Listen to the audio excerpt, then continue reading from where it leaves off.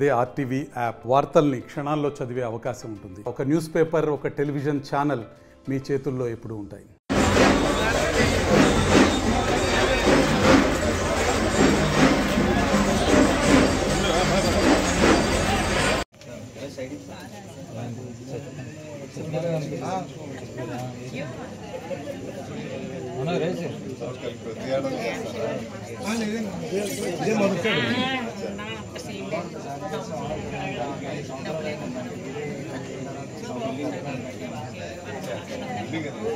గుడి సార్ వినాయకుడు గుడి సార్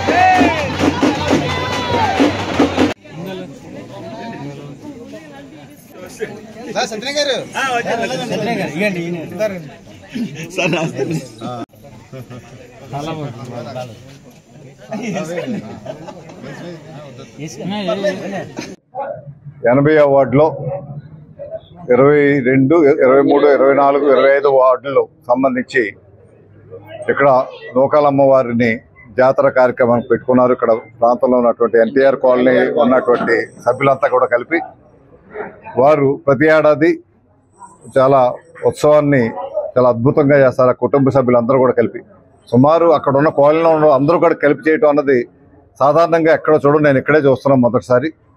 అటువంటి జాతరలో భాగస్వాములు అవడానికి మాకు అవకాశం కల్పించారు. రిత్విక్కి నాకు ఇద్దరికి కల్పించారు.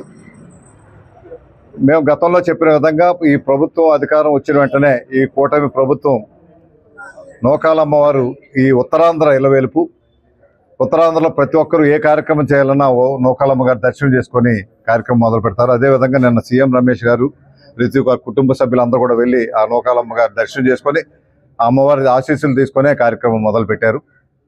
ఇటువంటి అమ్మవారిని ఒక రాష్ట్ర పండగగా తీర్చిదిద్దాలని ఒక నిర్ణయం తీసుకోవడం జరిగింది. అది మా గవర్నమెంట్ వచ్చిన వెంటనే అది అమలుపరిచి ఇటుపైన జరిగే కొత్త అమావాస్యకి ఉగాది ముందు రోజు జరిగే పండగని రాష్ట్ర పండగగా, వచ్చే పండగ రాష్ట్ర పండగగా ఇక్కడ జరిపించుకోబోతున్నాం. ఆ పండగకి మళ్ళీ సీఎం రమేష్ గారు వస్తారు, పార్లమెంట్ సభ్యులుగా వస్తారు. అప్పుడు మళ్ళీ ఇంకా మంత్రులుగా వస్తే ఇంకా సంతోషిస్తాం. అదేవిధంగా మన ముఖ్యమంత్రి గారిని కూడా ఈ అమ్మవారిని దర్శనానికి తీసుకొచ్చే విధంగా మనం కూడా ప్రయత్నం చేద్దాం. ఈ ఇలవేల్పుని రాష్ట్ర వ్యాప్తంగా వైభవంగా అందరికీ కూడా తెలిసే విధంగా మనం ఈ కార్యక్రమం చేయాల్సిన అవసరం ఉంది. కాబట్టి అటువంటి కార్యక్రమాన్ని రూపొందించడం జరిగింది. మరిన్ని వీడియోస్ కోసం ఛానల్ ని సబ్స్క్రైబ్ చేయండి. లేటెస్ట్ అప్డేట్స్ కోసం వాట్సాప్ ఛానల్ ని ఫాలో చేయండి. అండ్ లింక్ డిస్క్రిప్షన్ లో ఉంది.